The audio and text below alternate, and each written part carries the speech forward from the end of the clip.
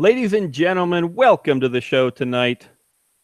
I am deeply hurt, and it's not a joke. I was sexually assaulted twice this week, and there's no excuse for it. It was me. I confess. Here's the thing. I got to say this right at the beginning so that anyone who listens can't claim that they didn't hear me say it. We're going to be laughing about all kinds of stuff tonight. We might be making jokes about this, about certain things, whatever. But it's seriously no joke. It was offensive and traumatic, and we'll get into all that and how it applies to your Bitcoin. I mean, it sounds crazy probably, but there are a lot of connections. You got to worry about your privacy. You got to worry about being touched. You got to worry about your stuff being touched, including your Bitcoins. So we're going to talk about all that stuff and what it means for you. Share some tips. That's all coming up in episode number 188 of the You, Me, and BTC podcast. I am Daniel Brown, and I'm here with Tim Baker. Zach Vol, who still can't get his overlay to upload. Tim also still has crappy audio, but you know. Shut up, dude. You're selling shit too. That's probably true. Probably true. But he has an excuse. He was assaulted. Yeah, I've got an excuse. Whatever comes out of my mouth today, I've got an excuse. Ladies and gentlemen, this is the place to be tonight. The landing page every time we do a show is you, me, and btc.com/live. That'll take you right to the landing page every week. It updates to the latest episode. You got the video here. You got some chat. If you want to jump in there, we are totally open to questions, comments, trolling, whatever you got for us. That's what the chat room's for. Hey, guys, here's a fun one that I've been totally forgetting about. I actually had a chance to use this tool on World Crypto Network lately, and it works really well, and it does some awesome stuff. You see this little money icon here? Now, unfortunately, it has nothing to do with Bitcoin. So maybe Google, YouTube will get there eventually. But what you can do with that, it also says you have to use it on YouTube. So you can go to the official YouTube site and click this money icon, donate any amount, whatever you want. I don't know. There's probably a minimum of like 50 cents or $1, whatever. You can donate on any amount. But here's the coolest part. Donate. The brighter and more permanent your chat message will be. So you can attach a message to your donation, and the more it'll pop up like right here or something. I don't know if my mouse is part of the screen share, but it'll pop up and it'll stay there for longer depending on how much you donate, and we'll read your message and other people will be more likely to notice. So you know, I didn't even realize how awesome that was until recently when I used it. So if you're willing, there's a cool button for you to click. Anyway, back to the landing page here. Video chat. We got show notes for you. Another one. I had some fun writing these show notes. We got links for you. Now these stories are a bit older about law enforcement kind of or proposed laws about declaring and seizing Bitcoin or other assets. They're a couple months old, but they were relevant tonight, so we're going to get into all that. And just for kicks, we cannot ignore the Bitcoin and space stories as of late. I think there's multiple Bitcoin satellites that let you use Bitcoin without the internet, so we'll get into that. And a poll. This is another fun one at the bottom of our show notes. Will you take steps to avoid and prevent the TSA's offensive privacy invasion? Option A, yes. Option B, absolutely. Option C, duh. And option D, of course. Those are your options. Get over there and vote. Hello, John. Yep, John, thanks for jumping in the chat. And Tim, whatever. Okay, fine. Shut up. Okay, guys. So where do we start? Let's do most of the talking, but it's especially important tonight. And I got to tell my story. You guys ready for it? Yeah. Any preliminary comments? To the world. I don't know. I guess the TSA was having a lonely day that day. I don't really know, but yeah, I'm excited to see. Yeah. So, like I said, I'm going to say it one more time because I don't want anyone to claim that they didn't hear me say this. No matter how much I joke about things, it truly was offensive and intrusive and traumatic. So here goes. It all started, and this like I said, a lot to do with Bitcoin here, which we'll get to. It all started when my mobile boarding pass wouldn't work. It like wouldn't let me check in or see my boarding pass online. I didn't really think of anything of it. I just thought it was a bug. So they're like, just go to the airport and see an agent, and then they can print it out, whatever. So whatever. I get to the airport. I just use a kiosk. I don't go see the agent, but it still works. Get up to. I'm assuming most people out there listening have been through security, but if you never have been, you stand in line. You scan your boarding pass at the front of the line. Then you start going through the other lines for the body scanner, the metal detector, the x-rays, pat downs, whatever. So, yeah, I got to the first boarding pass scanning area, and it flashed red. And she said, just step over here for a sec. And she gets on her little official-looking walkie-talkie radio and says, like, Supervisor TC6, Supervisor TC6. Okay, so I stand there for a minute or two. She's not doing anything. She's not letting people through her line anymore. She's just standing there watching me, waiting for a couple minutes. He comes out. Oh, here's a good detail that was just interesting. When our officer right next to her, manning another line, red light, looked over and said, "Oh man, why do you always get those ones?" So we can get to that into more detail later, but that's some insight into the offensive attitude of these people. Like, oh, I just can't wait to do something different and harass these people. Obviously, they wouldn't use the word harass themselves, but that's exactly what they do. And that demented attitude where they're just excited to harass someone. So that's what he is. Oh man, I can't believe you always get these ones. That's not fair. But anyway. So eventually, after a couple minutes, the supervisor comes up and he says to me, you know, you've been selected for additional screening for whatever reason. And the first thing they point out is, we're going to have to make sure all of your electronics turn on. So now's your chance to go out and charge anything if you need to. I mean, here... I'm not trying to toot my own horn, but I often pride myself on being somewhat composed when I need to be.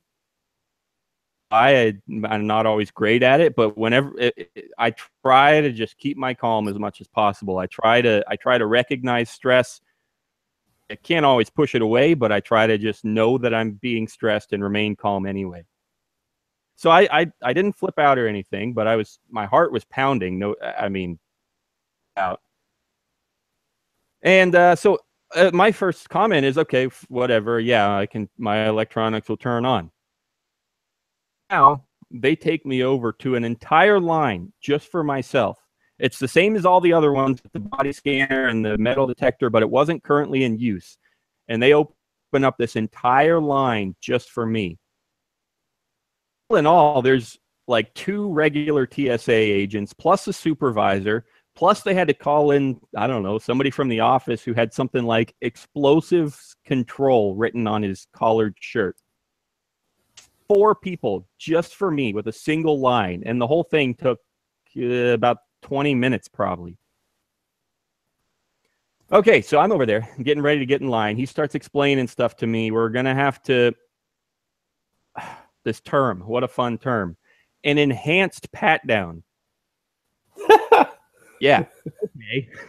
Yeah. Way to butter that one up. Got to give you an enhanced pat down today, sir. I did not rape her. It was an enhanced interrogation. Exactly. Well, yeah, we have to get into all kinds of questions like that. It's, you know, but I got to get the story out. Yeah, enhanced pat down. And he starts, before he really gets started with everything, he explains to me, you know, I'm going to have to be reaching into your groin area. Whatever details, you know, just until I feel pressure. And Well, just until he feels pressure. What does that mean? So we got to grab you till you pop a boner there, son. No idea what it means. But so anyway, so I go over to this line. He also tells me they're going to have to go through all of my stuff. So I put it all up on the x-ray and I open up my backpack. Oh, geez, I forgot. I have a broken phone with me. I don't usually, but I need to send it in for repair. So I had a broken phone in my backpack that's not going to turn on. That's why I had it, because I had to take it home with me so that I could send it in. So I told him, I said, oh, geez, I forgot about this. It's not going to turn on. He says, it's too late now. You're going to have to go through this whole process. Then we can escort you back out. You can put that in your checked luggage, wait in line again, and come through and do this entire process a second time.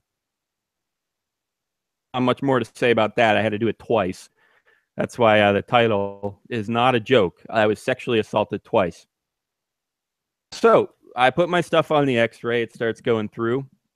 They put me through the metal detector.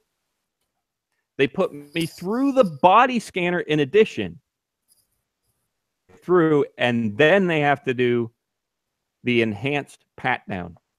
None of that makes any sense. I mean, just the fact that an enhanced pat-down exists. So, like, you're going to worry that someone could smuggle a bomb on without an enhanced pat-down.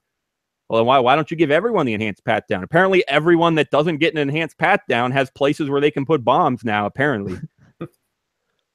I mean, if that's what you're worried about. Quick question. Which airport was this? Minneapolis. Okay. Yeah, which I also, totally unrelated. I wasn't looking for this or anything, but a few hours later, I saw an article that said, specifically in Minneapolis, something like 95% of prohibited items, they did some kind of study or something. Whoa. Minneapolis. So that was, yeah, 95%. They got to give everyone an enhanced pat down, please. Okay, so you what? I was going to say, I don't remember if I said something on the podcast or not, but when I was coming back from Phoenix, from visiting you, they literally at the lines were like, nobody take your shoes off. Everybody put your shit in your bags. Just go through. It's expedited now. Like, it was exactly the opposite of this. They were like, go through, just quick. And then people were taking their shoes off. They're like, no, get your shoes fucking back. Go to the goddamn scanners. I'm like, that's what Dallas is like sometimes too. They're like, do not take out your computer. Do not take off your shoes. Do not take off your belt. I'm like, is there a point to this, or is this just for you guys just to, I mean, occasionally they just see a guy like Daniel like, ooh, look at that soft chin on him. That's one of the first thing my friend said. Now, this is a little racist, so I'm not super proud of him for saying this, but his first comment was, could they see you when they started all this? Daniel, I mean, he's more of like the Unabomber than just a plane bomber. Like, Daniel's gonna... Yeah, maybe the comment wasn't racist. It could have been nerdist or geekish. You know, maybe he was just assuming that I seemed like some dumb, dopey kid. It's because you don't look like you're strong enough to carry a bomb, Daniel. Exactly. Yeah.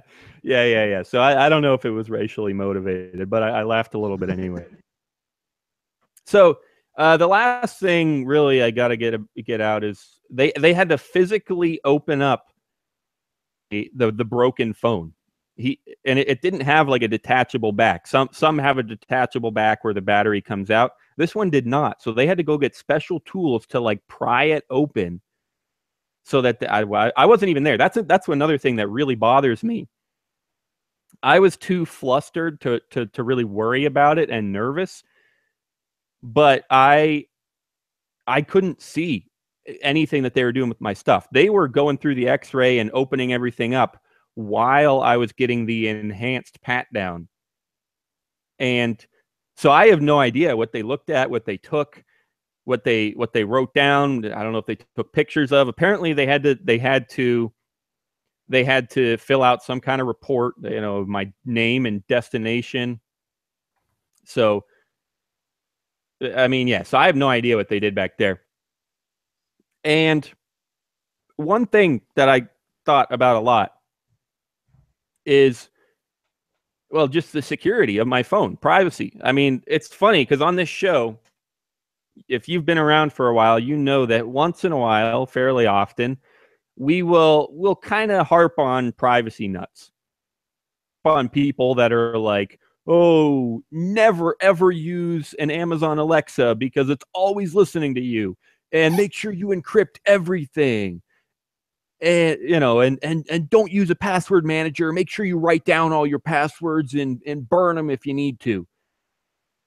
Some pretty crazy privacy focused people, and we often harp on them a little bit for taking it too far, for a lot of reasons, but one of the biggest ones for me is just because it sounds like if you put that much work into trying to remain private from the government, then you've already lost to them. You're already sacrificing your life and living in hiding, and you already lost the battle if you're gonna go that much out of your way.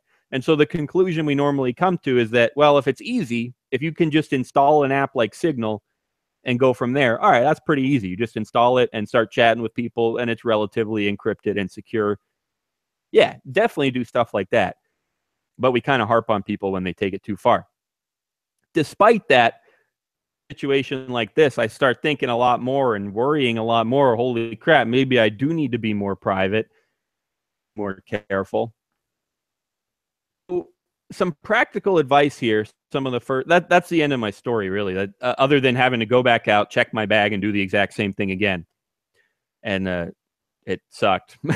So a couple bits of, well, first, okay, let me explain kind of why I wanted to tell this story. Regardless of Bitcoin, we're also, like it says right here, if I'm pointing correctly, your Bitcoin and Liberty podcast. So started doing live shows for the past few months. We mostly have focused on Bitcoin news, but I don't mind going back to our Liberty roots and talking about some random philosophical stuff for a while too. So that's a little bit of what you're going to get today. But the reason I especially wanted to share this was because first, well, mostly just to make you aware that this happens, because I looked it up online later, and apparently, it happens to people. Nobody knows if it's random selection or if you get put on some list. And it's a little bit of both, maybe. Sometimes it is random, and then there are some people that get it every time because they're on a list, maybe. And what I wanted to do is just make you aware of this, because I'm a liberty-oriented person. I read about, police abuse all the time. I read about privacy invasion all the time. I listen to liberty-oriented podcasts all the time. And despite that, I knew that they would, I've heard of, additional screening at the airport, but I never, ever heard what it involved. And I feel like it would have helped a lot if I knew what was involved and why it might happen. The things I'm trying to share right here is I just want you to know that this kind of thing exists. I want you to know what it all entails so that you can be prepared in case it is random selection or whatever. Just be aware of the stuff that they're going to do to you. So that's, you don't have to have, oh, sorry. I was just going to say, and you don't have to be like, go ahead, the brain wallet, Kevlar private key wallet, burn your password type of fanatic. Like you said, that type of mindset can indicate that you've already lost the war or whatever. Just no, you don't even have to own any Bitcoin or anything, which if you don't, you're probably not watching this. But no one wants some TSA agent to in the airport when you're just trying to board a flight. Speak for yourself, Zach. It's an invasion of privacy. And honestly, I've had friends who've been pulled out of line and all this stuff, but I've never had a friend who has gone through this level of intense screening before. It's just bizarre. And maybe it is random, maybe it isn't, who knows, but it's still, in my opinion, uncalled for. Oh, yeah. Well, fortunately, I have another flight tomorrow, and I was able today to check in and get a mobile boarding pass, which suggests to me that, at least at the moment, because it suggests that I won't, because I was able to get the mobile boarding pass. I don't remember if I said this during the show, but that was part of for whatever reason, if you're selected, you can't have a mobile boarding pass, which I read online. So that was time, that's another reason I'm trying to share this story. Is so that, like I said, so you're aware of all this. Now I know, if you can't get a mobile boarding pass, this could be why. But fortunately, I was able to get a mobile boarding pass for tomorrow. So maybe I'm okay. Maybe it was just a one-off random thing. We'll find out going forward. But you were trying to get a mobile pass. It was just saying like error. Yeah. It was the airline was Delta. It was Delta. And yeah, I would click. They sent me an email that 24 hours ahead of time that said, okay, you can check in now. Just click this link. And I clicked on it. It took me to their website, and it just said something like, it popped up a little message that says, we can't process this right now. Please see an agent at the airport. That was it. That's all it said. So be watching for that. Oh, sorry. What's that? I was going to say, do you plan for this flight? Do you plan to put like all of your electronics in your carry-ons, or do they still search your carry-on, or do you know? Well, yeah, I'm assuming anything that's checked, they're probably less likely to go through. I mean, they can still open it up and go through it. That they do that, at times. Yeah. But yeah, I mean, I generally carry everything on, have them with me, and see what happens. So the next thing I want to do is just share some, like Zach said, you don't have to be, burn your password type private. You don't have to go crazy. I mean, maybe you enjoy that kind of stuff, in which case go for it. Then you're not losing the battle because you're having fun. But yeah, so I'm going to give just some simple things that I've learned since then, or I knew about them, but I realized that they're a little more important. Number one is in Android, at least on the later versions. I don't know. I'm sure it depends on a lot of stuff. But in Android, you can generally, there's a setting for which notifications will show up on your lock screen, or what information will show up on your lock screen. And there were 3 settings, at least for me. One is you show the full notification on the lock screen. 2 is hide sensitive information. I don't know how they define sensitive information. I'm sure the apps are the ones that say like, oh, this is a sensitive notification, so hide it if the phone's locked. But there is an option to hide sensitive information. And usually that's messaging apps, or, it might say that you have a message, but it won't show the message on the lock screen. Sensitive information. Yeah, I have mine set to that. It just says unlock to view, and I have that set for everything. So it's email. It shows the icon, whether it's a text or an email, and it just says unlock. Okay. Exactly. So that's a start. I mean, you really don't have to open up your phone anyway. It's not that big a deal to read the message on your lock screen phone. The last option is to show no notifications at all. Based on the articles I was showing you at the beginning of the show that I linked to in the show notes, the articles were about forfeiture and how you might have to declare stuff, and they might try to seize stuff. And through this, one thing that I was worried about was it's an app called Bitcoin Paranoid. And years back, like episode 8 or something, we did a list of our favorite Bitcoin services, and that was one of them. It was the Bitcoin Paranoid app. And all it does is just constantly, there's a permanent notification that shows the Bitcoin price. And I was worried about that.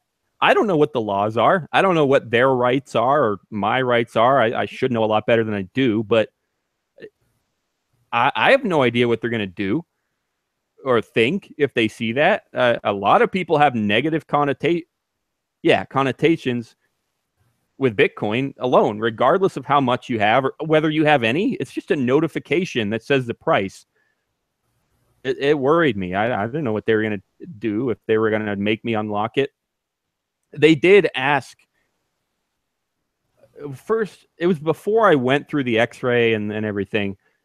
She said, well, this is a good phone. Can you turn it on for me? So I turned it on.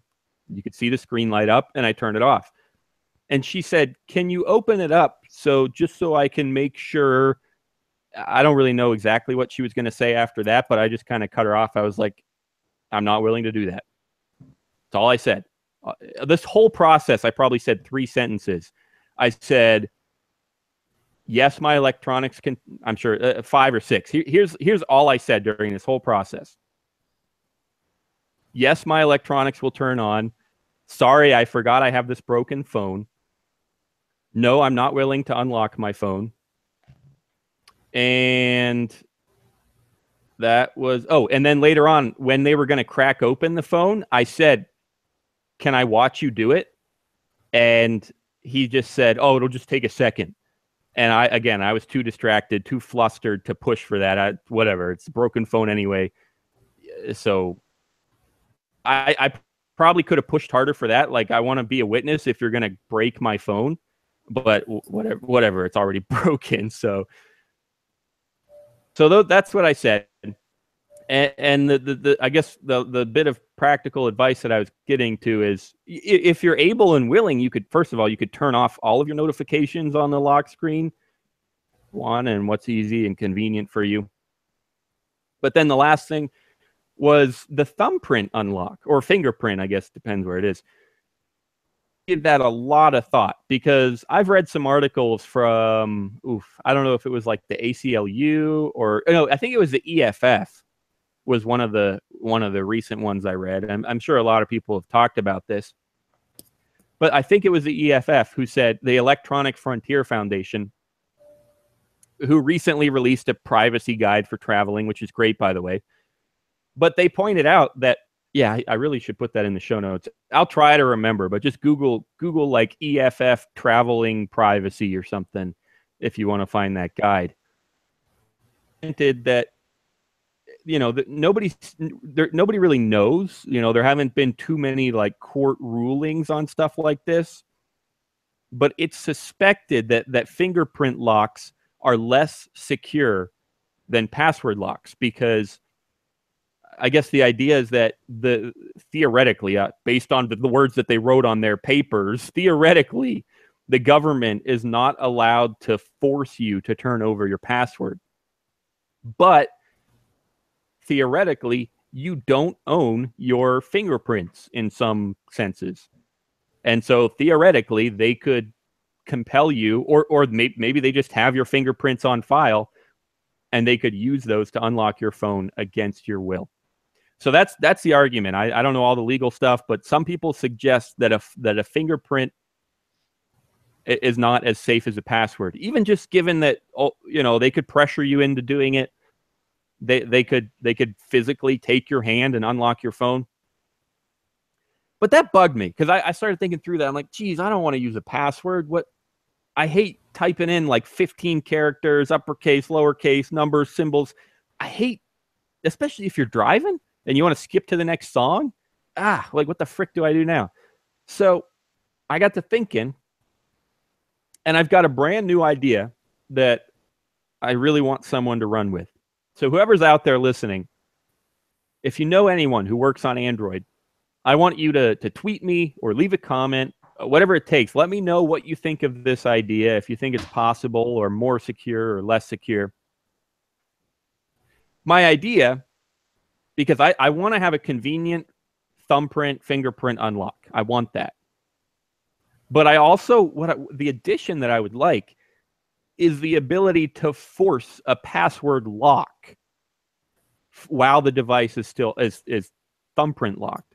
So I want to, if I'm waiting in line, or if my boarding pass blinks red, or if I get pulled over or whatever, I want the ability to pull up my phone. And there's a couple options here. One that I think would be easier is to just have a little button in the corner that says password lock. Tap here to password lock. So my phone, and I think this is default Android, even if you have a thumbprint unlock, you still have a password. You have to have a password in addition to the thumbprint unlock. And normally the thumbprint is enough to unlock your phone, but every once in a while they'll ask you for your password instead. Or, you know, like, what if your fingers are wet, you can type in your password instead. Or when you reboot the device, you have to use the password. It won't let you do the thumbprint. So you have to have both set. Most of the time, the print alone is enough to unlock. But once in a while, it'll ask you for your password, especially when you reboot the device.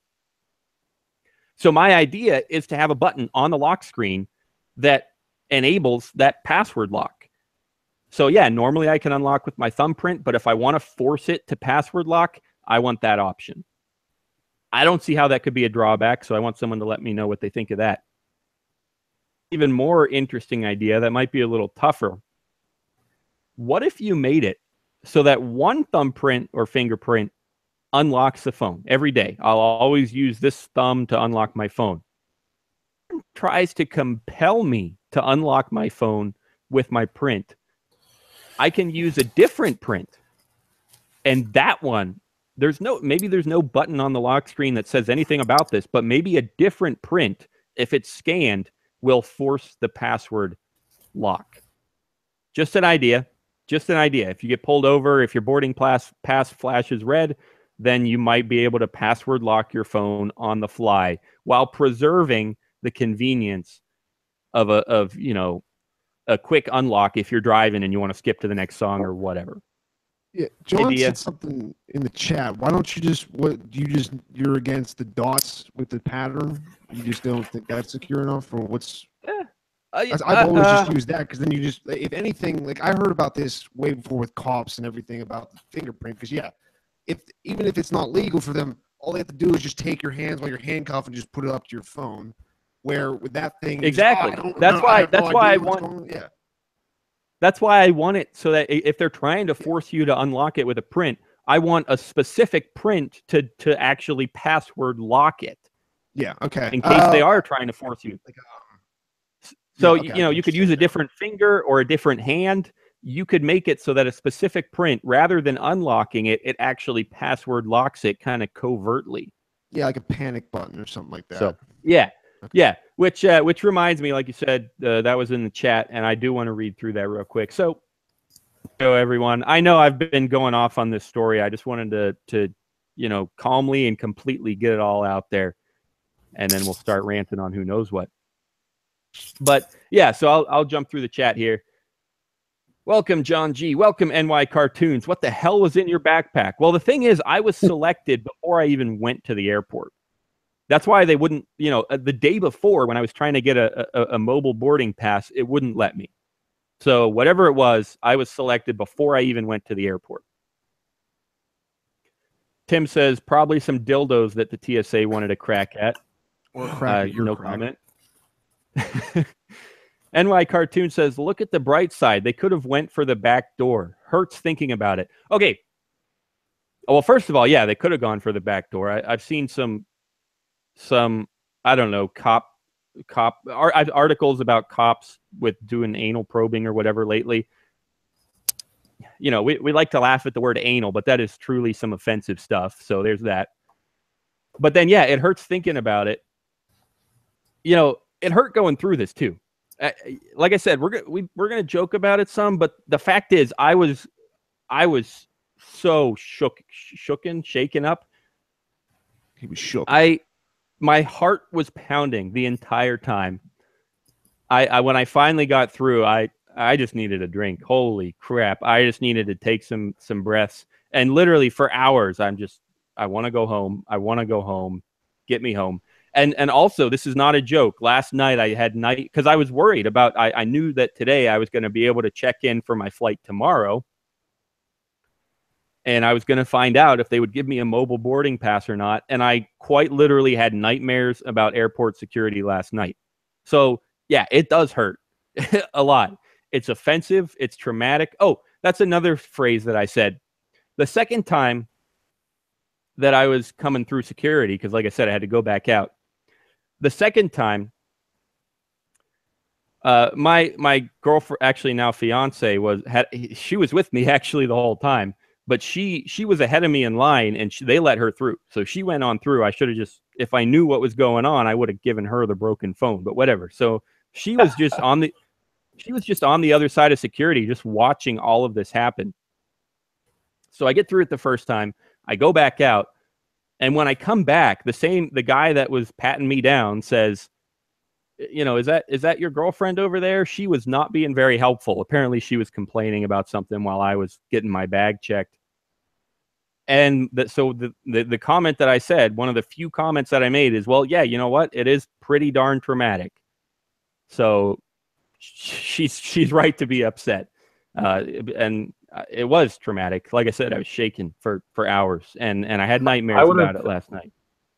Use stronger language than that. If he said, after like probing me, if he said that about my girlfriend or fiance, I'd have been like, fuck you, dude. Yeah, well, I want to, and again, this is again one of the reasons I'm telling you how this all goes down is so that you can be prepared. And one of the ways you can be prepared is I guess I was afraid to say anything because I thought it would put me at risk. I thought it would make them upset. I thought it might make them screen me even more. That's all entirely possible. But I just had no idea what to expect, so I was afraid to say anything. Now that I kind of know the system, if it ever happened again, yeah, one thing that I would like to say is something along the lines of, you know, well, yeah, it's pretty traumatic, and if you know, because he was kind of like apologetic. He's like, well, thanks for understanding. I don't know why, you know, they don't tell us why we have to do this. I just know that it's on your boarding pass, and so we have to put you through this system. The very last thing I said to him after he said thanks for being understanding was, well, I don't understand, but I'm not going to stop being respectful, which you know, is that like I said, I just tried to keep a cool head. But yeah, one thing I would like to say if it happened again was, hey, if you're going to be polite about this, if you're going to act like a decent human being, then why don't you consider putting in your 2 weeks for a job that wants you to sexually assault innocent people? Just put in your 2 weeks. You'll be done with it, and then you won't have to worry about it. if you're sorry for what your job is, then put in your 2 weeks. Yeah. So. Yeah, what else we got here in the chat? There are certain flags that can cause it. A one-way ticket that, yeah, I always book one way because most of the time, because if I'm looking at round trip prices, I might not be getting, then I'm looking at the cheapest total cost, but I won't know which one is the cheapest there and which one is the cheapest back. So I might see that it's like $200 to fly Delta round trip, but maybe one of them is $50 and one of them is $150. So why don't I take the $50 one and another $110? Anyway, if you think about it, it can be cheaper to look for one-way tickets to figure out which tickets are cheaper in which direction. Anyway, so I almost always book one way. That could be what causes it. I'm also traveling 3 weekends in a row, so maybe that triggered something. Who knows? You know, I've had other people book flights for me. Maybe that triggers something. Who knows? But yeah, that was from John G. There are certain flags, and that's probably true. He also says he sought an iPhone that has a cop button. Yeah, he didn't read it, just a headline. But yeah, I'm all for a cop button that locks down your phone.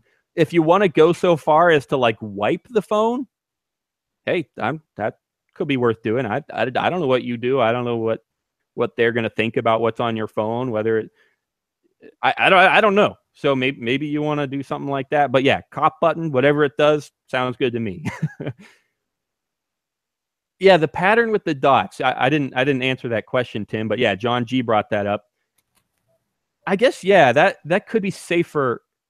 Maybe I should think about that, because it should be relatively secure, but it is also unlockable like while you're driving. The only risky thing that I can think of is that you leave smudges on your phone. So you would just have to think about, you know, wiping off the smudges so that they wouldn't see the pattern.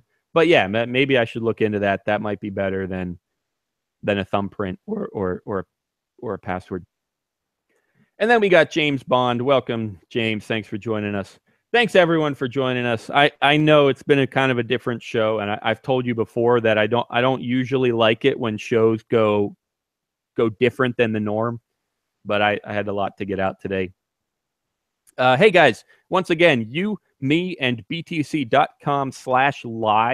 is the place to be tonight, and every week it'll update to point to the latest show. And you can watch the video there. You can jump in the chat with us. I really want someone to try out that super chat button. I think that's what they call it. So yeah, go to YouTube and click on that super chat button. Leave us a super chat. Pay as little as like $1. I don't know. Just try it out. I want to see how it works. And yeah, that'll be public. Everyone will see that chat for a while, and it'll be bright red or something, bright green. And we'll read it on the air. We'll have a good time. So yeah, somebody try that out. But we also got the show notes, the links to these stories about civil asset forfeiture, and a poll at the bottom. The poll is: are you gonna take steps to avoid and prevent this behavior from the TSA? And we need some votes there. So let us know if your answer is yes, absolutely, duh, or of course. You can pick one of those. Okay, so here's one more thing. Before we get on to our last story about Bitcoin in space, I want to make a comment and see how much you agree, if you agree. Is this... Okay, before I explain my position, I'll put it to you guys. Is this sexual assault, or is this... Because let's say they had some other kind of pat down where they literally just touch you twice and that's it. All right. Would that be sexual assault? Like what's the line here that would or would not make it sexual assault?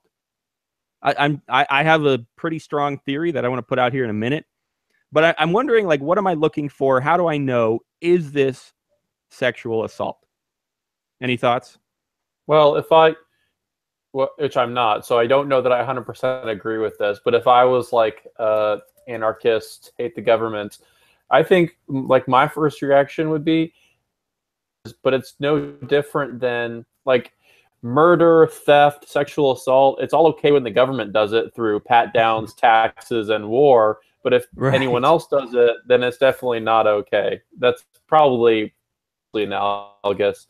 I mean, it definitely could be. I've been sitting here trying to think, like, what sort of reparations, because I know, even though I don't know for a fact, but it seems very reasonable to assume you're definitely not the first person that has sort of been traumatized by these pat downs. And it seems like the TSA and other security personnel, there should be a system in place for reparations for people who experience this sort of thing, because if security is so important and this is so crucial, and these pat downs are so crucial to security, then they should continue. But they obviously have serious negative effects on people that they pat down. Some sort of retribution or reparation, knowing that it's bad, but also that assuming that it's necessary. I don't know what that would look like, but something's, yeah, I don't know. That's exactly that's exactly what makes this tough, is because whatever you believe about terrorists or bombs or whatever you believe about that stuff, people can fairly easily make the argument, whether it's true or not. They can argue that, well, hey, we gotta check for bombs somehow, right? We got, what else are we gonna do? 9/11 happened, so what else are we gonna do? We got to look for this stuff. And so, yeah, regardless of why you think it's necessary or how much you think it's necessary, you're going to get that argument. And that makes the question tough. It's like, well, then what do you, like, yeah, do you have to do something? And does that make it okay? It's like, what? It's an argument, but you just have to go back to the fact that literally they have never stopped a terrorist that was not set up and started by the government itself. Like, it's fucking retarded sometimes, because they want to act like, or like what I was saying before, like they just on random times just go through. We don't care. It doesn't matter. Yeah. But they've never stopped anything that it wasn't some, like, the CIA found some dude on Facebook who was going, like, this is someone stupid enough to go on Facebook and be posting about how much that they hate America and they want to kill America. And then CIA goes, you want some bombs? Man? You want some bombs? You want, here, no, go put this on. And then they catch them and like, we got him. Even though we let him slip through onto the plane sometimes, like the shoe bomber. But it always, you look in the back of it, and it's always just some dude who, like, basically the CIA radicalized and was like, hey, we can definitely give you this stuff. And then they kind of just fuck people over. Like, they literally never stopped a terrorist. Yeah, exactly. So that is something I thought about. Okay, so I work in the web development business. We do all kinds of stuff with data. Okay, we'll collect data on what links people click more often. We'll collect data on what color X, Y, or Z is, makes us more money. We'll collect data on if people read this kind of article, are they going to buy this product? We do all kinds of stuff with data. Now, the problem with we use data to optimize things. All right, we optimize our user experience, we optimize our revenue, all from data. All right, and that's how 99% of anything that doesn't involve every business needs data. Okay, if you're producing stuff, you need to know how you're going to produce it faster, how you're going to produce it cheaper. Whatever the heck you're doing, if you work at a factory, a chemical plant, if you, I don't even know, you drill for oil, whatever you're going to do, you need data to see if what you're doing is effective and profitable, no matter what. And that got me thinking, exactly like you said, Tim, they've never caught anybody. The only events that are of note, noteworthy enough for me to have heard about them in my lifetime, there was 9/11, there was underwear bomber, there was shoe bomber, and I don't know, I think somebody like accidentally took a squirt gun through authority or through security. Okay, so that's four events that you could argue you could gather data from. Okay, but okay, let's go ahead and multiply that by 100, just in case I missed a few. Okay, let's say there were 400 legitimately dangerous events that they prevented. Oh, you know what? Let's go ahead and make it 4,000. Why not? Out of the millions of people that travel every day, I don't know if it's millions per day, at least millions per week, probably. I don't know, whatever. For decades and decades, all right, in the past 20 years, those 4 events are the only ones that I could note. And we went ahead and multiplied that by 1,000 just for kicks. So let's say they stopped 4,000 risks, and they didn't even stop, 9/11. So, or whatever else. Really? I don't know if they stopped the other stuff. So, but still, 4,000 events, let's say, that you can gather data from over 2 decades. That is not even remotely useful for determining whether an enhanced pat-down is going to do anything or detect anything. That is a fraction. It's a small sample size is the phrase we would use in the business. You can't get data from 0.0000000000000001% of events. You just can't do it. It doesn't mean anything to you. There's no control group and comparison. Not to mention the fact that we already know that they failed in all kinds of situations. Like I said, the story, I think I said it while we were on the air, the story about 95% of prohibited items were making it through security in that exact airport. Did I say that on the air? I don't know. Yeah. I read a story about that. It's the same airport I was at, and 95% of prohibited items made it through. What? Well, but Daniel, do you want another 9/11 to happen? Because obviously, like that, or you go through the fucking security and then you look at all the stuff you can buy afterwards, and you're like, you can definitely take over, especially with some of these people. I got, like, again, I don't fly that much, but coming back, I'm like, I'm not even that, like, anybody, a dude over like 6 foot and over 200 pounds could very likely just overpower every single one of these people on the plane, or at least just yell at them enough that they don't do anything, bust through the door. I mean, unless they have it sealed super shut. But when I was getting on the first plane I was getting on, they couldn't even seal the door, and they're like, maybe we're going to take off, maybe not. But it's, you can beat someone to death with like a magazine. If you curl around, you can make anything into oh yeah. Like, but, and it, like you're saying, and if you're going to say that it's like, no, this is like the logical way, and it literally what, like 20 years or just like, how long ago was it you could get it like just the same as like buying a bus ticket? You didn't even need like a driver's license. Yeah, I mean, it would have been 9/11, no doubt. Yeah, so whatever, right, 15 years. Right after okay, yeah. Pretty much. And the people, this doesn't, a terrorist attack like 9/11, like organized and everything, and they have like some kind of funding behind them, and it's more than just a dude. Like even today, we're hearing about it in Barcelona. They're hitting people with trucks now. That like nothing happens with planes at any point in time unless they have some kind, like it doesn't happen. It has not happened. It doesn't. It's either it's a lone dude with a truck, a lone dude with a car. Like it was a specific thing, and you're not like, and if they're putting that much effort into it, you're very likely not going to catch it because, like you're saying, 95% of the stuff gets through on normal people, not someone going through the trouble to be like, I want to take over this plane and die. Yeah, so that's a good point that, you know, none of this happens on planes. Like if someone legitimately wanted to cause havoc, they have so many options beyond planes, which I don't consider myself too much of a conspiracy theorist, but that lends so much credence to the idea that the only reason that they are so secure about planes is because that's travel. That's how they keep track of where you are.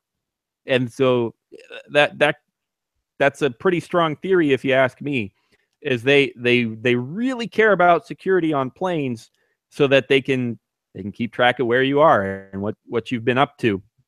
Because yeah, if I wanted to wreak havoc, you know, they did this before. If I had a giant bomb that I couldn't even fit on an airplane, but you could go to a parking garage underneath a skyscraper and set it off there.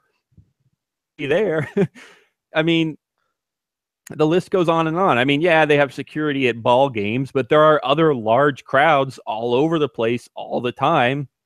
You know, movie theaters, that's, you know, they've had issues there with shooters or whatever. Schools, I guess those have security some now too. But anyway, the point is, what I'm saying is, even if a guy did get on a plane, it's 9/11, that people act like 9/11 could just happen at any moment, and there's a very specific reason that it happened. Like there was literally like there was Saudi Arabia, like there was funding to this. It was put together like that.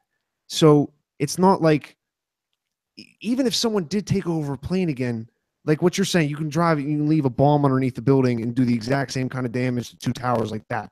And it's what you want 9/11 to happen again? 9/11 isn't going to happen again, because I had more of a point, because now all I'm doing is just agreeing with you. But literally just getting like a bolt action rifle and just sitting on top of something, you're going to kill more people than, what are you going to do, fly a plane in? You're going to kill maybe 100 people, versus if you just go to like a crowded place up on top of something. Like that's way scarier to me. Now, again, I just don't fly that much, so maybe I'd care if I was always in planes. But it doesn't make sense. It's kind of what you're going to, or even if you just get like multiple people on a flight. Like I know they had on 9/11, they had like a couple people. You just get like 20 people on a flight. You can take over that plane so easy. Yeah, dead true. Yeah, I agree. I think also, like at the bare minimum, I'm still mulling over what I mentioned earlier about like reparations for all of this. I think at the bare minimum, it would be worth looking at the fact that the incentives are totally misaligned right now. And security agents, like you said, the one guy who was like, damn it, why do you get all the fun ones or something? Like they have no incentive to do this all of the time. So potentially one workable solution would be, if someone like you comes up and is like randomly selected or is on the list or whatever, for any reason they have to do a special additional security check. If they find nothing, then TSA buys you an upgrade to a first class ticket and a meal on the flight or something, which is just like all right, we had to do this. It's security procedure. And so we realize it's pretty shitty. Sorry, here you go. And everyone's happy. And TSA knows you can't just do this to everyone because there's some like fee waiting on the end that they're gonna have to pay for. All that sense to me. I don't know, just something, because they have no incentive not to just do this to everyone. Right. Yeah. I mean, I'm not gonna say, and this is something I got to get into. I'm not gonna say that makes it right, but yeah, I would not complain. I'm just saying. To them, we have to do something. Yeah. So that brings up my answer to the question, or at least the thoughts about how do I know if this is sexual assault? Is it really? I mean, they told me what they were going to do, and I stood there, and they did it. And so that the defense would come up. Well, what? Why didn't you just leave? I mean, you didn't have to get on that plane. And that's my biggest argument for why it is sexual assault, because they are giving me, just because I'm standing there and I know what they're going to do, that does not make it right. Even if they gave me first class, that would not make it right. They're giving me a choice. They're telling me either you can not fly or we can touch you in a lot of places inappropriately and go through all your stuff and open up all your things. And that people are going to say, like, well, you let it happen. But I had a choice to either not fly, not go anywhere, or to get touched. Both of those things, taken on their own, both of those things are incredibly offensive. What am I going to do? Like, stand at a crosswalk, wait for some hot girl to walk by and say, oh, what? You can't cross this crosswalk unless you let me touch you. Is that going to make it right? Like, oh, well, you have the choice of not crossing this crosswalk. You can turn around and go that way. But if you want to cross this crosswalk, I'm going to touch you. That does not make it right. They have two options. They can either lose their freedom of movement, or they can get touched. Both of those are despicable things. If there was, let's say there was a government agency that literally did nothing but just pick people and say, yeah, you can't get on the plane today. And there is nothing about pat downs, nothing about security. They just picked people and said, yeah, you can't get on the plane today. That's offensive. That's wrong. That's inappropriate. Like, you can't do that. So if that's your alternative to sexual assault, that doesn't make it right. Just because you're giving me a choice to be stuck or to get touched, neither one of those things is appropriate. Both of those things are offensive. And people will say that one of them is okay because you have the other choice. But there's a good meme that I see now and then where it's like, people say the same thing about taxation and government. They say, well, it's okay because you could move to a different country. Well, does that make wife abuse okay because she could move to another marriage? You can get a new Does that make child what? Yeah, like, oh, it's okay for me to beat you because you can just leave the marriage.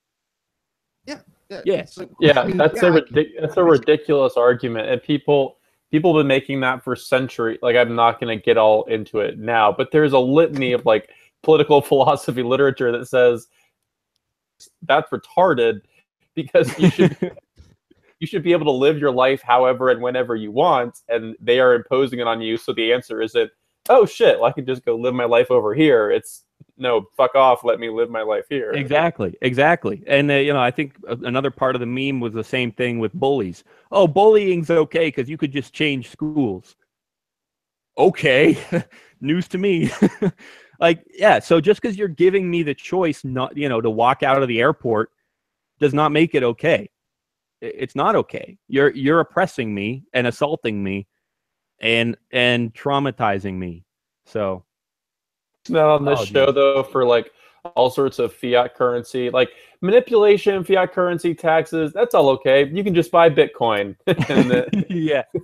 Yeah.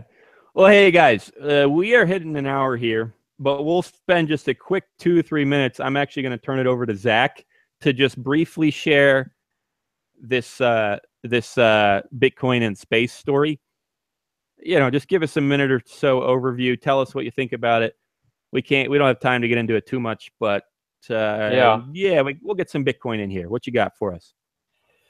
Yeah, so the original article was posted like a day ago by Adam Back, who's PhD. He works at Blockstream.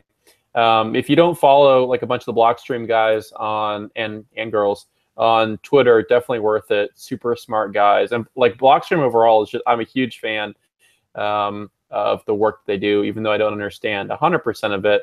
But the stuff I see and understand is pretty cool.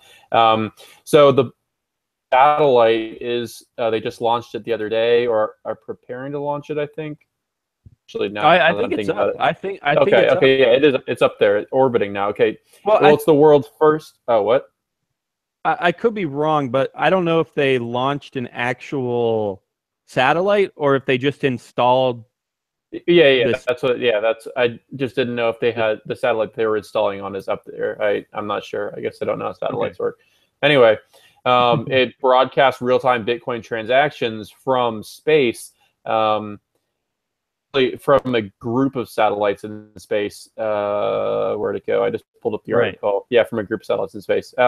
So essentially, there were questions going around social media asking if it was going to act as a node itself, and that's not how it functions. The goal is sort of to allow transactions to be transmitted to more remote areas without great sort of thing, and sort of connect the Bitcoin network a lot more. And like, I'm a huge fan. It's pretty cool just to say Bitcoin satellite, but it has a lot of to do a lot of good stuff too.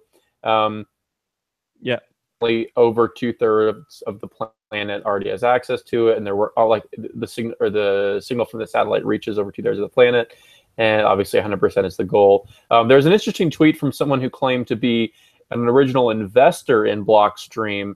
On Twitter, he said, "The satellite, waste of time and money," and then everyone was retweeting it like, "Oh, for investors to say Blockstream's done," or whatever, which I think is stupid. And the guy clarified his comment later on. He just said he didn't know if he would have done it himself, but he still loves Blockstream, all that stuff. I don't know. So a little bit of controversy, I guess. It wouldn't be fun if there wasn't. So that's the gist of it. Just like Google Blockstream or just Google Bitcoin satellite, and tons of cool stuff will come up that'll explain it, because they probably know how satellites work. I'd say I don't know all the technicals either. I don't know if it's a full node or if you run the full node and just talk to the satellite. I do believe that you don't need an internet connection. All you need is a dish that can talk to the satellite. I don't know how centralized it is. I don't know if they need your private keys or if you just broadcast the transaction to them and they take it from there. I don't know all the details, but like you said, it sounds cool. It helps some people in some situations who need to make transactions without internet, and it can grow. It can have other purposes and functions and abilities. So, a lot of people. I was just going to say, and my favorite part is that it gives a whole new meaning to taking Bitcoin to the moon, because we're literally in orbit right next. So anyway.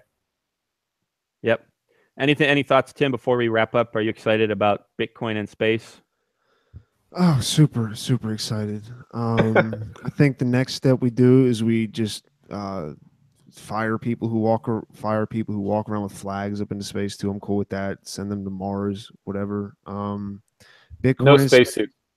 No spacesuits. Just kind of just strap them on top of the rocket. Since like everybody else is cool with just like beating the shit out of people and hitting people with cars and shooting people, and just fucking fire them on rockets. Yeah, I mean it's cool because it's a Bitcoin that then, unless the U.S. government is going to start saying that they have some control over that too somehow, it's at least completely away from there. So it's cool. All right. All right. Well, ladies and gentlemen, it's been a blast. Not really. It's tough to talk about all this stuff, but I did it for you, for the activism. I shared my story. I had a hey, is my I forgot to mention this. This is my Taylor Swift episode. I got to give my testimony about my sexual assaults. You, let me see. I'll see if I can. If I have them in front of me, I'll squeeze these in. Yeah. All right. Here we go. I'll squeeze them in for fun. Top 5. This was within the last few weeks. She gave some kind of testimony 2 days ago. Was when this article was written. The top 5 quotes from her sexual assault trial. Number 1, when the attorney claimed that her skirt did not appear ruffled at the front in a photo where the incident was taking place, Swift responded, "Because my ass is located at the back of my body." Number 2, asked by his lawyers if he had groped her more than once, she said, "Other than grabbing my ass against my will underneath my skirt and refusing to let go, he did not otherwise touch me inappropriately." She also refused to be bullied over the incident, insisting, "I'm not going to allow your client to make me feel like it is in any way my fault, because it isn't." She added, "I'm being blamed for the unfortunate events of his life that are a product of his decisions, not mine." And number 5, during her testimony, Swift refused to criticize her bodyguards for not responding sooner, and instead told the lawyer that she was critical of his client sticking his hand under my skirt and grabbing my ass. Those are 5 Taylor Swift quotes. Wow, I didn't even know that was going on with Taylor Swift. That's wild. That's kind of how I feel. So me and her got a connection going on. So I was molested just like you. Well, I'm gonna go ahead and make the executive decision that those quotes are enough advice for this week, or at least enough thoughts, enough food for thought. So I guess we'll go ahead and wrap it up. Ladies and gentlemen, thanks for joining us today. Thanks for bearing with me. Thanks for being there for me. Thanks for, hey, oh yeah, one more thing. Another reason that I wanted to share this was because now you guys know, if I drop off the map, you might have a little bit of an idea where to look or what might have happened to me or whoever. I need support. Rape dungeon. If anything, if I ever disappear, I need support, and I want to make sure all this is out there so it's public and everyone knows what's going on. Ladies and gentlemen, this has been episode number 188 of the You, Me, and BTC podcast. As always, it's a blast to have you with us.